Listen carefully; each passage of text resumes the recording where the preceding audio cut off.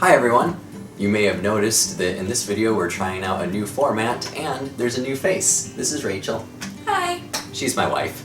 And together we're going to be doing a scene-by-scene analysis of William Shakespeare's Romeo and Juliet. You know, it's interesting. We first started dating during the production of Romeo and Juliet. We did. We had a lot of fun academic debates about Romeo and Juliet. Uh-huh. You mean which department it belongs to?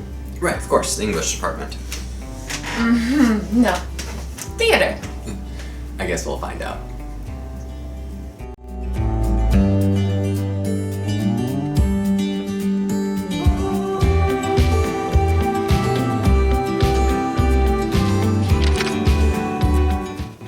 So in each video, we'll be drawing upon our past experiences with the play.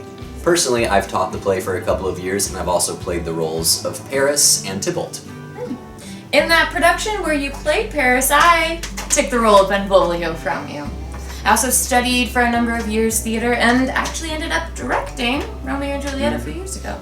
Yeah, so each video we're going to have 3 sections. The first section we're going to look at what do you actually need to know from the scene before you can move on to the next one. What's happening in it?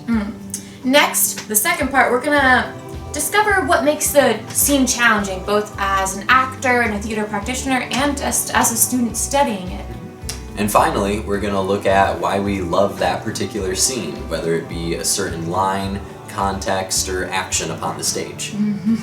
So next video, we're going to start with Act 1, Scene 1. It's gonna start with a brawl and end with an emo boy!